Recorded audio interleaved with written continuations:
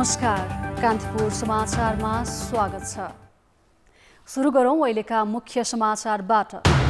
संवैधानिक परिषदको भोलिको बैठकमा प्रतिपक्षी नेता देउवा नजाने, संवैधानिक आयोगहरूमा भागबण्डाका लागि मोलमोलाई भने कायमै। नेकपामा देखिएको नेतृत्व विवाद ज्यूका त्यौं, विवाद मिलाउन भनेर मागेको एक साताको समय पनि आरोप प्रत्यारोपमै बित्यो। बेरोजगार युवा विदेश जान मरिहत्ते गरिरहँदा स्वदेशका कतिपय उद्योगले कामदारै पाएनन्। भारत र चीनबाट दक्ष कामदार नआउँदा उत्पादन कटौती। अमेरिकामा फाइजरको खोप लगाउन अनुमति, आउँदो सोमबारबाट देशव्यापी खोप कार्यक्रम सञ्चालन गरिने।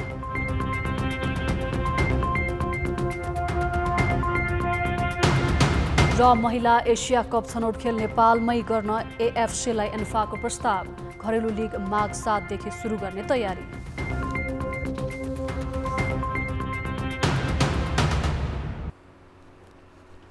सत्तारूढ नेकपाको नेतृत्वले विवाद मिलाउने भनेर लिएको एक साताको अवधि बिना गृह कार्य गुजारेको छ। मङ्सिर 21 गते सुरु भएको स्थायी समिति बैठक सहमति खोज्नका लागि एक साताका लागि स्थगित गरिएकोमा यो अवधि नेतृत्वले सहमतिको प्रयासै नगरी गुजारेको हो। बरु प्रधानमन्त्री एवं नेकपाका अध्यक्ष केपी शर्मा ओली र अर्का अध्यक्ष पुष्पकमल दाहाल नेतृत्वका दुवै खेमा आरोप प्रत्यारोपमै व्यस्त रहेकाले विवाद सल्टिने भन्दा थप बल्झिने देखिएको छ।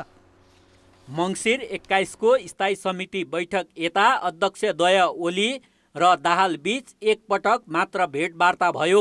बुधबार प्रधानमन्त्री निवास बालुवाटारमा भएको वार्तामा दुवैले पुरानै अडान दोहोर्याए। दाहालको दस्तावेज आफूमाथिको आरोप पत्र भन्दै ओलीले फिर्ता लिनुपर्ने अडान राखे। दाहाल सबै प्रस्तावमाथि छलफल गरी पार्टी बैठकबाट निर्णय गर्नुपर्ने अडानमा टसमस भएनन्। त्यस यता उनी बीच संवादहीनताको स्थिति छ। दाहालले पार्टी मुख्यालयमा शनिबार भएको कार्यक्रममा अडान नछोड्ने सङ्केत गरे।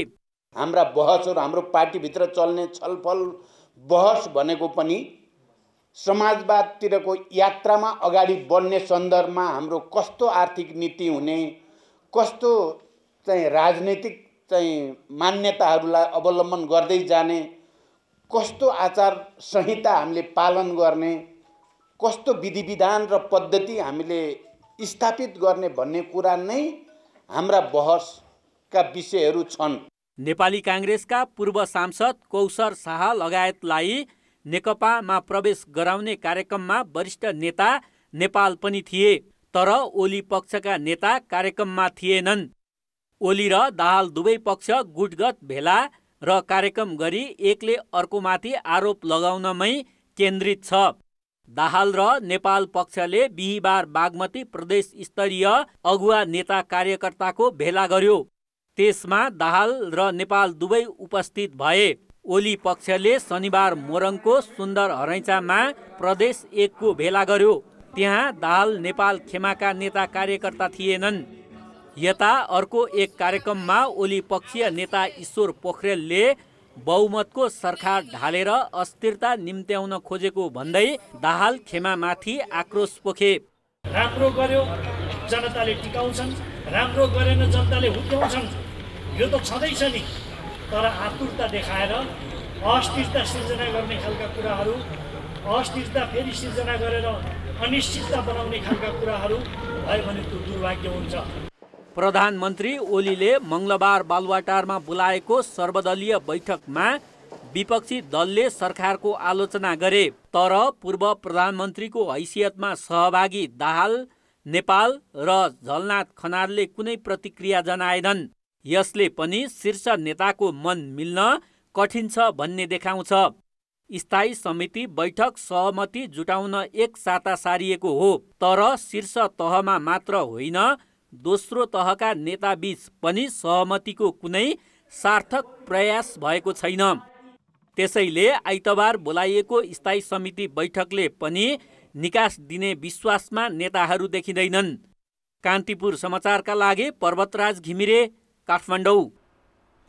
विपक्षी दल नेपाली कांग्रेसका सभापति शेरबहादुर देउवा आइतबार बोलाइएको संवैधानिक परिषदको बैठकमा नजाने भएका छन्। उनले आज प्रधानमन्त्री केपी शर्मा ओलीलाई फोन गरी बैठकमा सहभागी नहुने बताएको कांग्रेसका सहमहामन्त्री प्रकाश शरण महतले जानकारी दिए। बैठक आइतबार बिहान 9 बजे बोलाइएको छ। देउवाले पार्टीको मङ्सिर 29 गतेका लागि तय विरोध कार्यक्रममा व्यस्त हुने भएकाले बैठकमा उपस्थित नहुने जानकारी गराएका हुन्। उनले प्रधानमन्त्रीसँग बैठक सार्न आग्रह गरेका छन्। देउवा अनुपस्थित हुने भएपछि बैठक अन्यलमा परेको छ। बैठक बस्नका लागि कम्तीमा 5 सदस्य उपस्थित हुनुपर्छ। तर 6 सदस्यीय परिषदमा अहिले उपसभामुखको पद रिक्त रहेकाले 5 सदस्य मात्रै छन्। परिषदको बैठक 1 वर्षदेखि बस्न सकेको छैन। भोलिको संवैधानिक परिषदको बैठकमा नजाने भने पनि प्रतिपक्षी कांग्रेसका सभापति शेरबहादुर देउवाले प्रधानमन्त्री केपी शर्मा ओलीसँग भागबण्डाका लागि मोलमोलाई भने गरिरहेका छन्।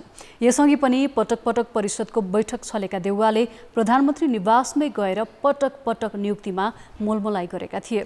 पछिल्लो पल्ट पनि ओलीले संवैधानिक परिषदको बैठक बोलाइसकेपछि ओलीलाई भेट्न शुक्रबार साँझ पनि बालुवाटार गएका थिए। एकातिर सडकमा सरकार विरुद्ध प्रदर्शन घोषणा गर्ने, अर्कोतिर प्रधानमन्त्रीको निवासमै गएर संवैधानिक पदहरूमा भागको याचना गर्ने उनको शैली प्रतिपक्षीको न्यूनतम मूल्य विपरीत देखिन्छ। प्रधानमन्त्री ओलीले मङ्सिर 23 गते बोलाएको सर्वदलीय बैठकमा विपक्षी दलका नेता देउवाले आफ्नो धारणा राखेनन्। उनी बीचमै बैठक छाडेर निस्किए। तिनै देउवा शुक्रबार साँझ बालुवाटार पुगेर ओलीसँग गोप्य मन्त्रणा गरे। ओलीले संवैधानिक परिषदको बैठक डाकेको भोलिपल्ट देउवा प्रधानमन्त्री निवास पुगेका हुन्। कांग्रेसले सरकारका कामकारबाहीको विरोधमा प्रदर्शन गर्न लागेको पूर्व सन्ध्यामा बैठक राखिनुलाई नै देउवालाई लोभ्याउन खोजिएको त होइन भनेर प्रश्न उठाइएका बेला उनको बालुवाटार प्रवेश भएको हो। यसअघि पनि ओलीले बोलाउने बित्तिकै देउवा लुरुलुरु प्रधानमन्त्री निवास जाने गरेका थिए। सरकारको निरन्तर खबरदारी गर्नुपर्ने दल नै सरकारसँग नियुक्तिमा भागबण्डाका लागि याचना गर्न पुग्नु प्रतिपक्षीको धर्मसँगै कतै मेल खाँदैन। अझ सडकमा सरकार विरुद्ध प्रदर्शनको घोषणा गरेर प्रधानमन्त्रीसँग केही पदका लागि एकान्तमा वार्ता गर्नु कति उचित हो भन्ने बेग्लै प्रश्न छ। संवैधानिक परिषद किन बनेको भन्ने कुराको नै त्यसलाई नै अन्डरमाइन गरे भयो, त्यसको महत्त्वलाई नै घटाइदिएको भयो। यो विपक्षीको नेता बस्नुपर्ने कारण के हो भन्दा संवैधानिक अङ्गहरूमा के कस्तो मान्छेहरू हुनुपर्ने, कस्तो मान्छेहरू अपोइन्टेड हुनुपर्ने भनेर त क्राइटेरिया बनाइदिएको छ, जब डिस्क्रिप्सन बनाइदिएको छ होइन। अनि त्यो भित्रको मान्छेहरू परे कि परेनन् भनेर हेर्न पर्ने हो। त्यस कारण विपक्षीको नेताले भाग खोज्ने भने चाहिँ पुरै गैर जिम्मेवारी र त्यो सिद्धान्त र व्यवहार दुईटैले नमिल्ने काम हो। राम्रो मेन्टेन गर्नलाई त सुप्रिम कोर्टको चिफ जस्टिस र अपोजिसनको लिडरको जति ठुलो भूमिका अरू कसैको छैन। त्यसलाई टार्न पनि मिल्दैन, त्यसमा अंश खोज्ने भागबण्डा खोज्न पनि मिल्दैन। परिषदको बैठक 1 वर्षदेखि बस्न नसकेको र 40 भन्दा बढी पद रिक्त रहेकाले पर्याप्त गृह कार्य आवश्यक छ। तर यसबारे छलफल गर्ने एकमात्र वैधानिक थलो संवैधानिक परिषद हो। योग्यतम, क्षमतावान र विवादरहित व्यक्तिलाई नियुक्तिको सिफारिसकै लागि प्रधानमन्त्रीले अध्यक्षता गर्ने परिषदमा व्यवस्थापिका र न्यायपालिका प्रमुख सदस्य रहने व्यवस्था गरिएको हो। नियुक्तिमा भाग खोज्न नभई तलमाथि गर्न नदिनका लागि सरकारलाई खबरदारी गर्न परिषदमा विपक्षी दलका नेताको उपस्थिति सुनिश्चित गरिएको हो। तर यहाँ प्रधानमन्त्री र विपक्षी दलका नेता दुवै बाँडीचुँडी गर्न लागि परेको देखिन्छ। संवैधानिक निकायमा नियुक्तिका लागि योग्य उम्मेदवारको सूची नै नबनाउनुले भागबण्डाकै सङ्केत गर्छ। प्रधानमन्त्रीले ल्याएका मान्छे ल्याउनु भन्दा पहिला त्यसको रोस्टरमा को मान्छे भए, ती मान्छे मध्ये को योग्यताका कुन मान्छे देखिए, ती मध्येमा चाहिँ नि कुनै पनि अमुक संवैधानिक आयोगमा निकायमा जानका लागि चाहिँ को योग्य छ, उनको पृष्ठभूमि के छ भन्ने कुरा अध्ययन गर्नुपर्ने, हेर्नुपर्ने, त्यो रोस्टर बनाएको हुनुपर्ने कुरा हो।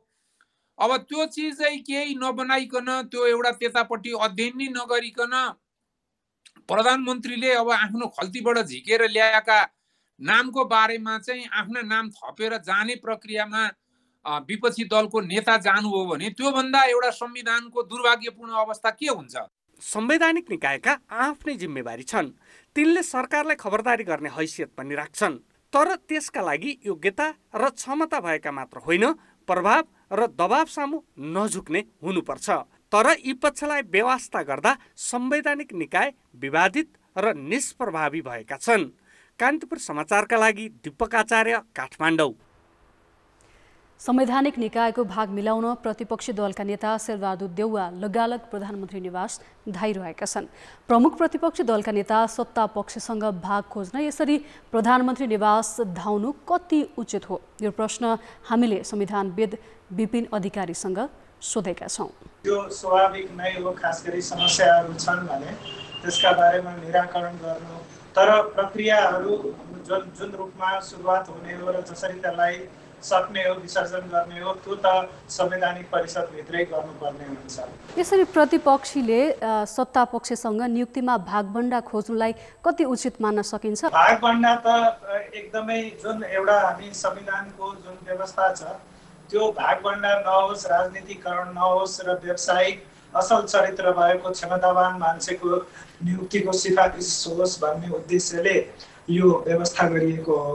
तर अब यो व्यवस्थाका लागि जुन कार्यान्वयन गर्ने ऐन छ, ऐन अन्तर्गतका कार्यविधिहरू स्पष्ट छन्। 2068 सालमा पनि जब यो पहिलोपल्ट कार्यविधिहरू बनाइयो धेरै स्पष्ट होस् भनेर, त त्यो कार्यविधि अन्तर्गत जे जति काम कारबाहीहरू भए त्यसमध्येका मान्छे एकजना पनि त्यस बेलाको सिफारिसमा परेन। अब त्यसपछिको परिस्थिति झन्झन बिग्रदै गएको हो। अहिले पनि यदि भनौँ भागभण्डाका लागि काम कारबाही भइरहेको हो भने त्यो त धेरै नराम्रो कुरा हो। प्रमुख प्रतिपक्षी दल नेपाली काङ्ग्रेसले सरकारकै विरोधमा प्रदर्शन गर्ने भनेको छ। सरकारसँग नियुक्तिमा भाग खोजिरहेको त्यही प्रतिपक्षी फेरि कुन नैतिकताका आधारमा फेरि सरकारकै विरोध प्रदर्शन गर्छ भन्ने प्रश्न पनि उठ्छ नि, होइन? प्रतिपक्षले त झनै पारदर्शिताको पनि दाबी गर्नु पर्यो र संविधान उल्लङ्घन नहोस् भन्ने कुरामा चाहिँ एकदम निरपेक्ष रूपमा उभिनु पर्यो, किनभने त्यसका लागि त प्रतिपक्षको सबैभन्दा ठुलो कमिटमेन्ट हुनुपर्दछ र सत्ता पक्षलाई संविधान सम्झाउने काम पनि यसैको हो। परिषदको बैठक बस्नु पूर्व नै दलभित्र गुट व्यवस्थापन गर्ने गरी पदाधिकारीको नाम छनौट गर्न खोजिए जस्तो पनि देखिन्छ। यसले कस्तो नजिर बस्ला? निश्चित रूपमा संसदको यति ठुला पदाधिकारीहरू र नेपालको प्रधान न्यायाधीश समेतलाई उपस्थित राखेर संविधानको आधारभूत मापदण्ड उल्लङ्घन गर्ने गरी यदि पूर्वाभ्यास गरिन्छ भने त्यसले चाहिँ के भने एउटा ठुलो प्रश्न उठाउँछ। 1 वर्षको रिक्ततापछि संवैधानिक परिषदको बैठक बोलाइएको छ। धेरै संवैधानिक निकाय खाली र अपूर्ण पनि छन्। राज्यको कार्यकारी प्रमुख सहित अन्य प्रभावशाली पदाधिकारी रहने परिषद किन यति कमजोर र निष्क्रिय भएको होला? एकापट्टि हाम्रो केही यो जुन नियुक्तिको प्रक्रियाबाट राजनैतिक लाभ लिने जुन सोच छ त्यसले धेरै असर गरेको देखिन्छ। अब नियुक्तिको अधिकार भनेको सामान्यतः कार्यपालिकीय अधिकार मानिन्छ शक्ति पृथकीकरणको सिद्धान्त अन्तर्गत, र त्यो अधिकारको प्रयोगकर्ता भनेको सरकारको हकमा प्रधानमन्त्री नै हो।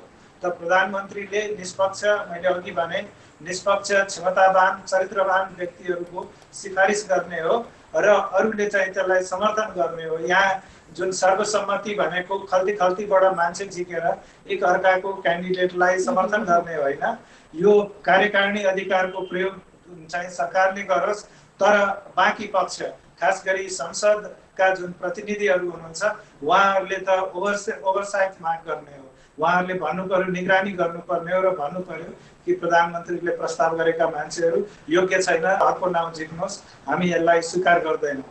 त अब त्यो प्रक्रियामा जब सबैले लेनदेन गर्दछन् अनि त्यो त तहस नहस हुन जान्छ। हाम्रो भएको त्यही नै हो, लगातार त्यस्तो हुँदै आएको छ। आन्तरिक प्रक्रियाहरू केवल चाहिँ अल्झाउने किसिमका मात्र भयो। यदि चाहिँ अब खल्तीबाटै मान्छे झिकेर यदि नियुक्ति गर्ने हो भने संवैधानिक परिषदको कुनै पनि औचित्य नै छैन र बहुमतबाट मात्र निर्णय गर्ने हो भने त यसलाई ताला लगाइदिए पनि हुन्छ। यो राजनीतिक दल बीचबाट भाग लगाएर गएका व्यक्तिहरूबाट संवैधानिक निकायको दायित्व पुरा गर्ने अपेक्षा कति गर्न सकिन्छ? एकदमै सकिँदैन। हामीले देखिसकेका छौँ। अब नाउँ किटेर संस्था किटेर भन्नु जरुरी छैन, तर विगतमा र हालका वर्षहरूमा जुन नियुक्तिका सिफारिसहरू गरिए सामान्यतया के देखिँदैछ भने नेपाल सरकारका सचिवहरू सहसचिवहरूको यो प्रमोसन गरेर चाहिँ एउटा भर्ती केन्द्रका रूपमा प्रयोग हुने एउटा ठाउँका रूपमा संवैधानिक आयोगहरू देखिँदैछन् एकापट्टि, अनि अर्कोपट्टि जुन राजनैतिक मान्छेहरूलाई चाहिँ जागृत दिने ठाउँ, उनीहरूलाई चाहिँ विश्वासमा लिने, उनीहरूको सहयोग प्राप्त गर्ने र यी काम कारबाहीहरूले सबै किसिमका जुन संरचनाहरू छ प्रभावित हुँदैछ।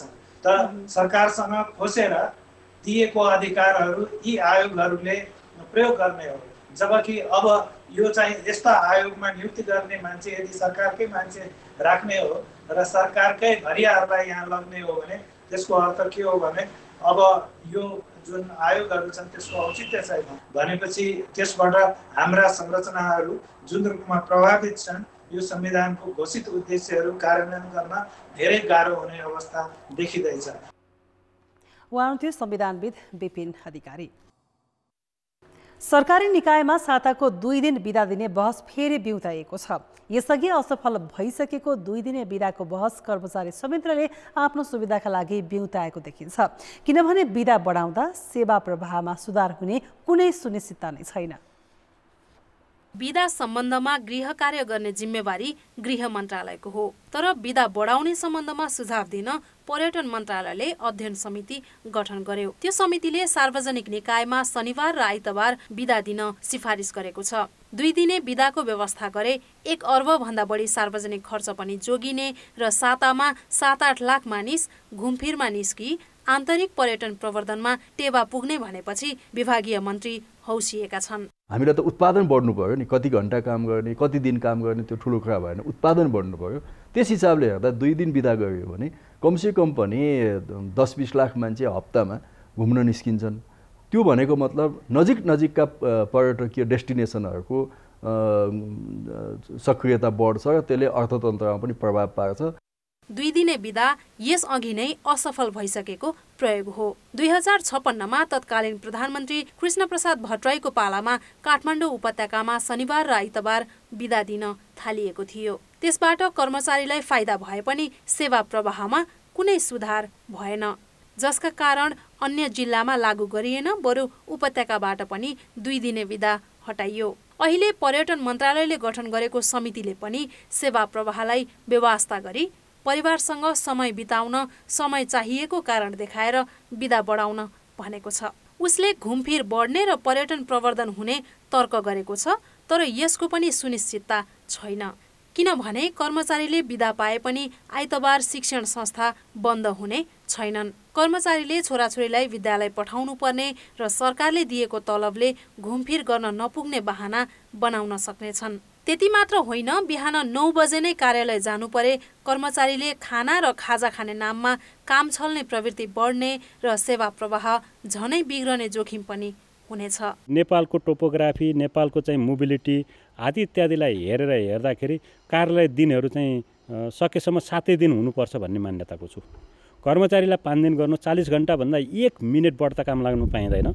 म त्यस कुरामा म सचेत छु। जनताले नागरिकता बनाउन आउँदाखेरि 2000 रुपियाँमा उसको खर्च हुने ठाउँमा 10,000 रुपियाँ खर्च गरेर ऊ चाहिँ नागरिकता लिएर जानु परेको छ। गाउँमा बसेका जनताहरूले आएर बिचमा 2 दिन दुःख पाएर फेरि कर्मचारीलाई कुरेर जान चाहिँ नपरोस्। सरकारी कर्मचारीमाथि अहिले पनि काममा ढिलासुस्ती गरी सेवाग्राहीलाई अनावश्यक दुःख दिने गरेको आरोप छ।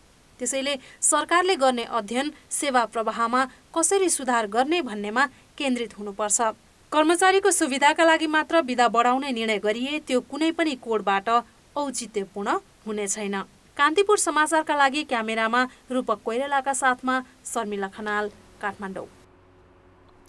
नेपाल र भारतबीच 1 वर्षसम्म राजनीतिक तहमा संवाद हुन सकिरहेको पृष्ठभूमिमा 2 महिना यता भ्रमण र भेटघाट बाक्लिएको छ। यसै क्रममा भारतको सत्तारूढ दल भाजपाका विदेश विभाग प्रमुख विजय चौथाईवाले पनि काठमाडौँ आएका छन्। उनी कसको निम्तामा आएका हुन् र उनको भ्रमणको अर्थ के हो त? भारतका विदेश विभाग प्रमुख चौथाईवालेले बिहिबार प्रधानमन्त्री केपी शर्मा ओलीलाई भेटे। भेटमा अर्थमन्त्री एवं नेकपाका महासचिव विष्णु पौडेल समेत सहभागी थिए। चौथाईवाले पौडेलकै निम्तामा काठमाडौँ आएको बताइएको छ। तर नेकपाका विदेश विभाग प्रमुख भने वरिष्ठ नेता माधव कुमार नेपाल हुन्। नेपालको सट्टामा पौडेलले भाजपाका विदेश विभाग प्रमुखलाई किन बोलाए, यसको जवाफ दिइएको छैन। भारतले 1 वर्ष अघि नेपाली भूमि समेटेर राजनीतिक नक्सा जारी गरेपछि 2 देशबीच संवादहीनताको स्थिति थियो। त्यसलाई चिर्न कार्तिक 5 मा भारतीय गुप्तचर र प्रमुख सामन्त कुमार गोयल आई प्रधानमन्त्री ओलीलाई भेटेका थिए। त्यो भेटलाई लिएर नेकपा भित्रै विवाद छ। ओली निकट नेताले गोयल भारतीय प्रधानमन्त्री नरेन्द्र मोदीका विशेष दूतका रूपमा आएको बताउँदै आएका छन्। गोयलले ओलीसँग भेटवार्ता गरेको 2 सातापछि भारतीय स्थल सेनाध्यक्ष मनोज मुकुन्द नरवणे र त्यस लगत्तै विदेश सचिव हर्षवर्धन श्रृङ्गला काठमाडौँ आए। श्रृङ्गलाले द्विपक्षीय बैठकमा भाग लिएपछि परराष्ट्र मन्त्री, प्रधानमन्त्री र राष्ट्रपतिसँग शिष्टाचार भेटवार्ता गरेका थिए। मङ्सिर 11 मा आएका श्रृङ्गलासँग ओलीले सीमा विवाद वार्ताबाट समाधान गर्नुपर्ने सन्देश पठाएका थिए। सीमा वार्ता तय नहुँदै नेपाल आएका चौथाइवालेले परराष्ट्र मन्त्री प्रदीप गेवालीका साथै नेकपाकै नेता सुभाष नेमाङसँग भेटवार्ता गरेका छन्। चौथाइवाले भाजपाका प्रभावशाली नेताका साथै मोदीका विश्वास पात्र मानिन्छन्। सत्तारूढ नेकपा आन्तरिक विवादले फुट नजिक पुगेका बेला भारतीय सत्तारूढ दलका नेताको भेटघाटको श्रृङ्खलालाई अर्थपूर्ण रूपमा हेरिएको छ।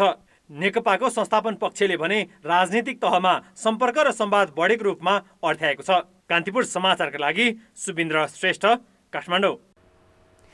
कोरोना भाइरसका बिरामी मध्ये आज 15 जनाले ज्यान गुमाएका छन्। संक्रमणका कारण ज्यान गुमाउनेको संख्या 1689 पुगेको छ। पछिल्लो 24 घण्टामा 879 जनामा संक्रमण पुष्टि भएको छ। परीक्षण घटाइएकाले नयाँ संक्रमित कम देखिएका हुन्। संक्रमण दर भने बढेको छ। 5242 नमुना परीक्षण गर्दा 17% मा संक्रमण पुष्टि भएको छ। अहिलेसम्म संक्रमितको संख्या 2,47,593 पुगेको छ। तीमध्ये 2,34,000 भन्दा बढी संक्रमण मुक्त भएका छन्।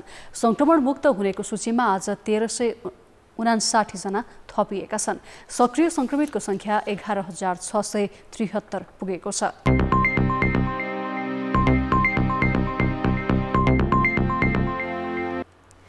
देशभित्र अवसर नपाएर कामको खोजीमा भारत जानेको लर्को छ। तर कतिपय उद्योग भने श्रमिक नपाएकैले ठप्प छन्।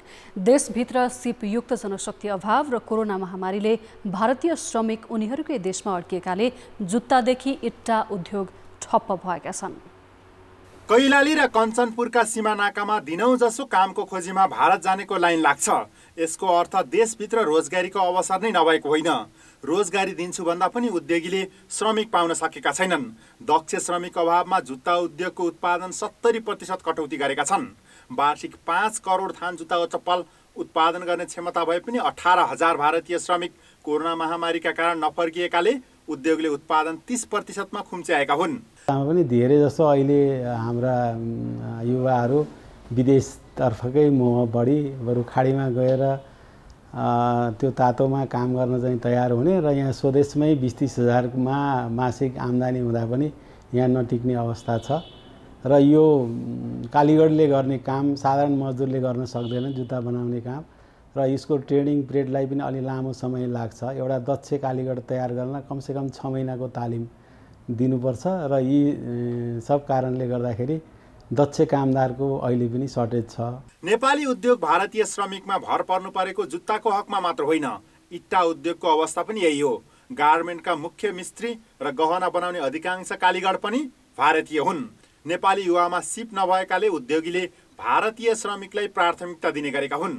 तर अधिकांश भारतीय श्रमिक अहिले काममा फर्किएका छैनन्। महामारीले आफ्नै देशमा रोकिएका छन्। त्यसो त सिपयुक्त श्रमिक अभावले निजी क्षेत्र मात्र प्रभावित भएको होइन, सरकारी काममै पनि असर परेको छ।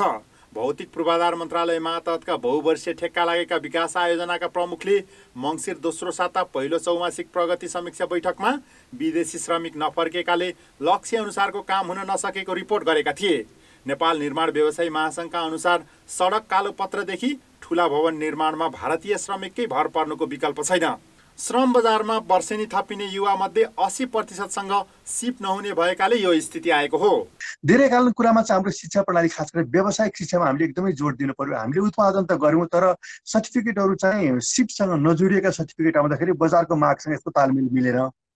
अब अर्को चाहिँ खास गरेर अहिले नेपाल सरकारले यसका जुन निजी तालिम संस्थाहरू छन् निजी क्षेत्रलाई पनि प्रोत्साहन गरेर बजारको माग अनुसारको तालिमहरू दिनुपर्ने आवश्यकता भयो। तालिम दिएर परम्परागत तालिमहरूमा अब हामीले ठ्याक्कै रोक लगाउनु पर्ने अवस्था छ। सरकारले पनि करिब करिब 1 वर्षमा 50-55 हजार मान्छेहरूलाई तालिम दिइरहेको छ। यी सबै मान्छेहरू पुरानो प्रविधिभन्दा नयाँ विषयवस्तुलाई लिएर चाहिँ तालिम दिन पायौँ भने बजारसँग जोडिन सक्ने अवस्थामा थियो। राष्ट्रिय योजना आयोगका अनुसार नेपालमा वर्षेनी 5 लाख भन्दा बढी भारतीय श्रमिक आउने गरेका छन्। त्यसैले नेपालबाट विप्रेषणका रूपमा वर्षेनी 3 अर्ब रुपियाँ भन्दा बढी भारत जाने गरेको छ। एकातिर कामको खोजीमा भारत जानेको लर्को लाग्नु र अर्कातिर सिपयुक्त श्रमिकका लागि भारतमा भर पर्नुपर्ने स्थितिले सिप विकासलाई सरकारले गम्भीरतापूर्वक लिनुपर्ने देखिन्छ। कान्तिपुर समाचारका लागि क्यामेरामा रूपक कोइरालाका साथ सुमन पन्थ, काठमाडौँ। अब जनमतको अन्तिम परिणाम। जनमतमा हिजो हाम्रो प्रश्न थियो, औद्योगिक क्षेत्र निर्माण र सञ्चालनको कामले गति लिन नसक्नुको मुख्य कारण के होला? ए, प्राथमिकतामै नपर्नु, बी, कर्मचारी तन्त्रको अलमल र सी, प्रक्रियागत जटिलता। जनमतको अन्तिम परिणाम यस्तो छ। ए, प्राथमिकतामै नपर्नुमा 47%, बी, कर्मचारी तन्त्रको अलमलमा 38% र सी, प्रक्रियागत जटिलतामा 15% मत प्राप्त भएको छ। अब आजको प्रश्न। जनमत। हाम्रो प्रश्न छ, सरकारी कर्मचारीलाई सातामा 2 दिन बिदा दिने प्रस्तावलाई के भन्नुहुन्छ? ए, सेवा प्रवाहमा बेवास्ता, बी, कर्मचारीलाई हाई सन्चो र सी, अक्कल बिनाको नक्कल। जनमतको अन्तिम परिणाम भोलि साँझ 8 बजेको कान्तिपुर समाचारमा प्रसारण गरेछौँ। कृपया न्युज स्पेस AB वा सी टाइप गरी 34001मा SMS गरी आफ्नो मत व्यक्त गर्नुहोला। क्यान्सर जस्तो जटिल प्रकृतिको रोगले थलिएका व्यक्तिको दैनिकी कस्तो होला? सामान्यतया औषधि गर्दै अरूकै भरमा चलेको होला नै भन्ने हुन्छ। तर पोखराका क्यान्सर ग्रसित एक वृद्धको दैनिकी भने अलिक फरक छ।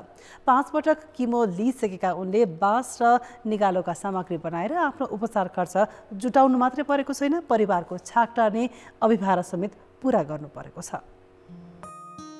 उमेरले नै शरीर गलिसकेको छ, त्यसैमा क्यान्सरको पीडा।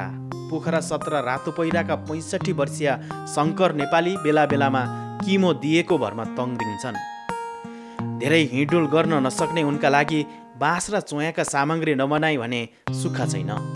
बाँस र निगालोबाट डोका, थुन्से, प्यारङ्गो, झ्यार्लुङ्गो, पोर्को र धान राख्ने कोठा लगायत सामग्री नबनाउँदा उनको उपचारको जोहो त हुँदैन नै, परिवारलाई हातमुख जोड्न पनि मुस्किल हुन्छ। आन्द्रामा मासु पलाएको हुनाले म बिरामी भएको क्यान्सर देखिएर, तर पनि सक्दो प्रयास, अब दबाई पनि खानुपर्ने पैसा पनि चाहियो। अब बुढी पनि बिरामी जस्तै अब स्यासाको बिमार छ, उसले पनि यति तरकारी बेचेर गुजारा कसरी चलाउने भनेर मैले बसी बिहान त्यही गर्दैछु। 6 महिनादेखि क्यान्सरको पीडा खेपिरहेका नेपालीले कोरोना महामारीका कारण भएको लकडाउनको अवधिमा मात्रै 60,000को सामग्री बेचे। उनले बनाएका घरेलु वस्तु 500 देखि 2000 रुपियाँमा बेचिन्छन्। 4 जनाको परिवार यही आम्दानीका भरमा बाँचेको छ। त्यसैले शङ्करका लागि यो काम बाध्यताको परिणाम हो। यस्तो काम गर्नुहुन्छ, घर दबाई खर्च यत्रो छ, कमाउने मान्छे कोही छैनन्, म ढोको बोक्ने हो, दिनमा 200 कमाउँछु होला मैले जम्मा। त्यो 200ले घर खर्च चलाउने कि पानी बत्ती पैसा तिर्ने कि बुढालाई लिएर हिँड्ने कि ठुलो समस्या छु नि म त। शङ्करले कच्चा पदार्थ ल्याउन र बनेका सामग्री बिक्री वितरणमा उनकी श्रीमती रत्न कुमारीले सघाउँछिन्। न्यून आय स्तरका कारण सकि नसकी काम गर्नुपर्ने धेरै नेपालीको बाध्यता छ।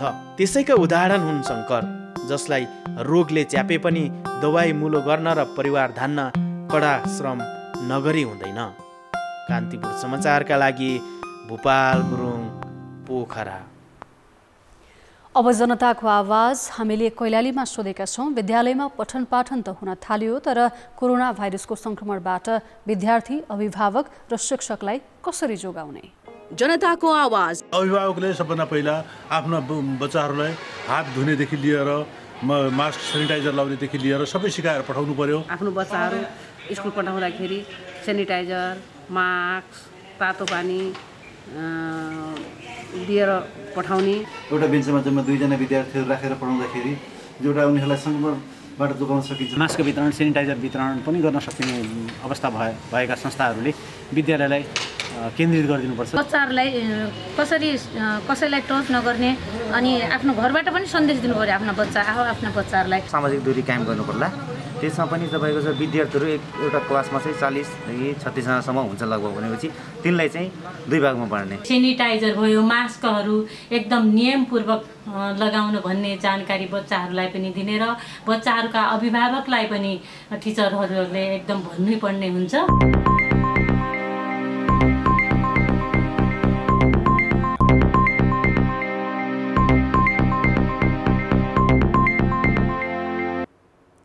नमस्कार, कान्तिपुर खेलकुद समाचारमा स्वागत छ।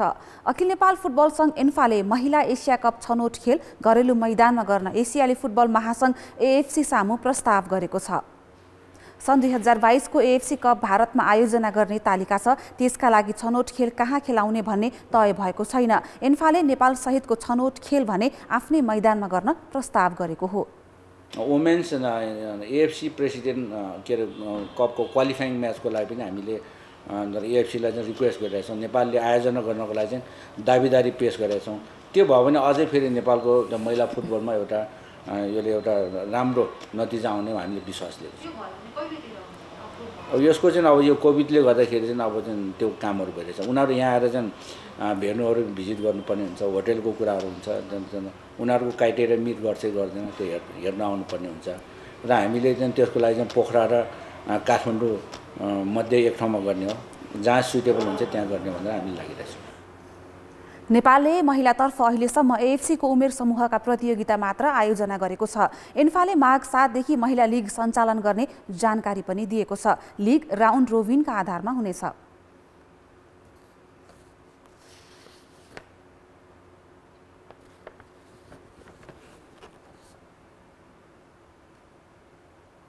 महिला लिग चाहिँ हामी गर्दैछौँ। माघको पहिलो हप्ता अथवा दोस्रो हप्ता चाहिँ हामी महिला लिग गर्दैछौँ। 7वटा टिमले पार्टिसिपेट गर्छ। त्यसपछि महिला लिगको यो अवधि अब चाहिँ 1-2 महिनासम्म हुनसक्छ, किनभने यो राउन्ड रोबिन डबल लिग भएकोले अलिकति समय लाग्छ। लिगमा Tribhuvan army, APF, Nepal police club, Biratnagar महानगरपालिका तथा चन्द्रपुर, वालिङ र चौदण्डी नगरपालिकाले प्रतिस्पर्धा गर्नेछन्। यसअघि विराटनगरमा गरिने भनिएको लिग काठमाडौँमा नै हुनेछ। अन्तर्राष्ट्रिय क्रिकेट परिषद आइसिसीले महिला टी20 विश्वकप छनौट खेलको मिति सार्वजनिक गरेको छ। मलेसियाले आयोजना गर्ने एसियाली क्षेत्रको छनौट सेप्टेम्बर 20 देखि 26 सम्म हुनेछ। छनौटमा नेपालले मलेसिया, भुटान, चीन, हङकङ, कुवेत, युएई र म्यानमारसँग प्रतिस्पर्धा गर्नेछ। क्षेत्रीय छनौटका लागि 5 महादेशका 37 टिमले सहभागिता जनाउनेछन्। 5 समूहका शीर्ष टिमले दोस्रो चरणमा स्थान बनाउनेछन्। दोस्रो चरणमा 8 टिम बीच प्रतिस्पर्धा हुनेछ। दोस्रो चरणको छनौट सन् 2022 मा हुनेछ। 7 महिनासम्म चल्ने छनौटमा 115 खेल हुनेछन्। उत्कृष्ट 2 टिमले सन् 2023 मा दक्षिण अफ्रिकामा हुने टी20 विश्वकपमा सहभागिता जनाउनेछन्। चितवनमा आजबाट सुरु भएको गौतम बुद्ध कप क्रिकेट प्रतियोगिताको पहिलो खेलमा नारायणीले बागमतीलाई सुपर ओभरमा पराजित गरेको छ। भरतपुरमा निर्माणाधीन गौतम बुद्ध अन्तर्राष्ट्रिय क्रिकेट रङ्गशालाको नमुना मैदानमा टस हारेर पहिले ब्याटिङ गरेको बागमतीले 20 ओभरमा 8 विकेट गुमाएर 117 रन बनाएको थियो।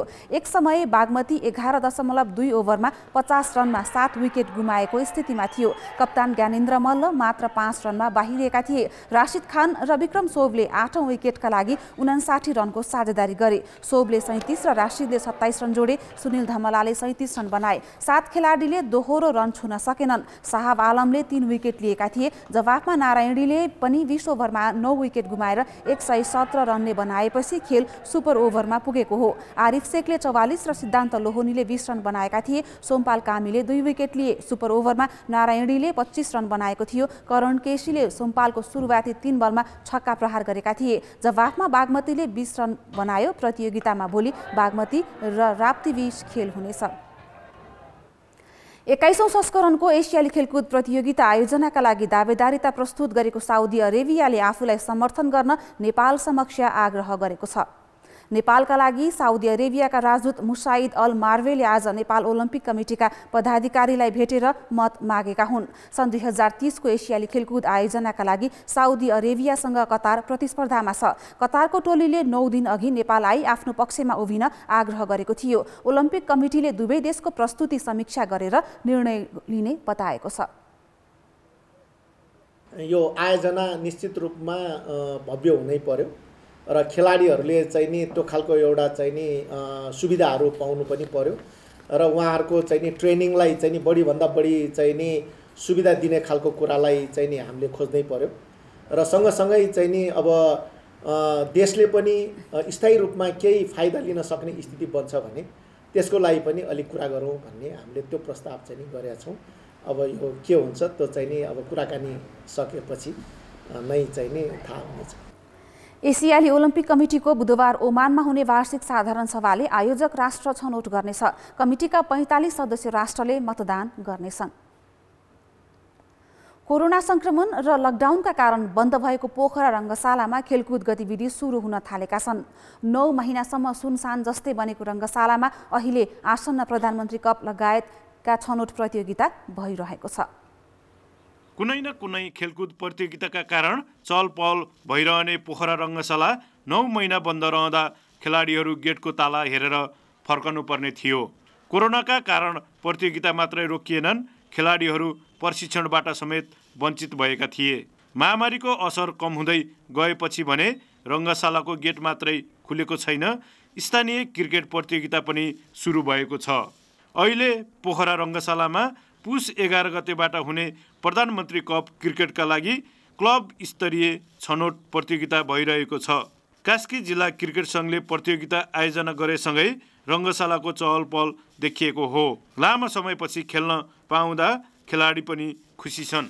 9 महिनापछि रङ्गशालामा छिर्न पायौँ, सबै खेल गतिहरू सुरु भयो, त्यसको लागि हामी एकदमै खुसी छौँ। अहिले विशेष गरी हामी क्रिकेटरहरू अरू गेम पनि फर्किसकेछ यहाँ अहिले, त्यो भएर हामी एकदमै उत्साहित छौँ। अहिले अब पुरा सिजन सुरु भयो अहिले, त्यसको लागि हामी अब भनौँ न खेलकुदलाई पनि धन्यवाद दिन्छौँ अनि आफ्नो सङ्घलाई पनि धन्यवाद दिन चाहन्छौँ। पोखरामा पछिल्लो पटक फागुन अन्तिम साता आहा रारा गोल्ड कप फुटबल प्रतियोगिता भएको थियो। अहिले रङ्गशाला खुलेपछि टेनिस, ब्याडमिन्टन, मुवा थाई, किक बक्सिङ, स्क्वास र फुटबल खेलहरू पनि सञ्चालन भएका छन्। ठप्प भएका खेल गतिविधि बढाउन पनि स्वास्थ्य समाधानी अपनाएर खेलाडीलाई मैदानमा उतार्न थालिएको खेलकुद विकास समितिले जनाएको छ। खेलाडीहरूले यो 9 महिनापछि चाहिँ रङ्गशालामा प्रवेश गर्दाखेरि एउटा नयाँ अनुभूति पाएका छन्। यो परिक्षण अवधिमा उहाँहरू साथीहरूसँग पनि नयाँ भेट हुँदाखेरि एकदम रमाइरहेको अवस्था छ र जसले गर्दाखेरि उनीहरू परिश्रममा एकदम झन् अझ मिहिनेत साथ उनीहरू लागिरहेका छन्। अब आउँदो 9 राष्ट्रिय खेलकुद प्रतियोगिता पनि अब यो पोखरामै हुने भएता झन् खेलाडीमा झन् उत्साह थपिएको छ। रङ्गशालामा खेलकुद गतिविधि सुरु भएपछि पोखराकै चहल पहल बिस्तारै बढ्न थालेको छ। खेल पूर्वाधार प्राप्त बन्दै गरेका र 9 राष्ट्रिय खेलकुद प्रतियोगिता समेत तय भइसकेकाले पोखरामा अब खेल गतिविधि लयमा फर्कने सङ्केत देखिएको छ। कान्तिपुर समाचारका लागि इन्द्र पौडेल, पोखरा। खेलकुद समाचार अहिलेलाई यति नै। धन्यवाद सबिना। अन्त्यमा मुख्य समाचार फेरि एकपटक। संवैधानिक परिषदको भोलिको बैठकमा प्रतिपक्षी नेता देउवा नजाने, संवैधानिक आयोगहरूमा भागबण्डाका लागि मोलमुलाई भने कायमै। नेकपामा देखिएको नेतृत्व विवाद जिउका त्यौं, विवाद मिलाउन भनेर मागेको 1 साताको समय पनि आरोप प्रत्यारोपमै बित्यो। बेरोजगार युवा विदेश जान मरिहत्ते गरिरहँदा स्वदेशका कतिपय उद्योगले कामदारै पाएनन्। भारत र चीनबाट दक्ष कामदार नआउँदा उत्पादन कटौती। अमेरिकामा फाइजरको खोप लगाउन अनुमति, आउँदो सोमबारबाट देशव्यापी खोप कार्यक्रम सञ्चालन गरिने।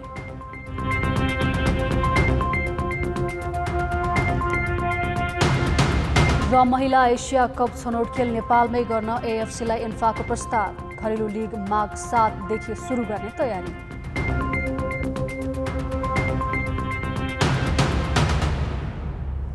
कान्तिपुर समाचार अहिलेलाई सकियो। कान्तिपुर टेलिभिजन हेर्दै गर्नुहोला। नमस्ते।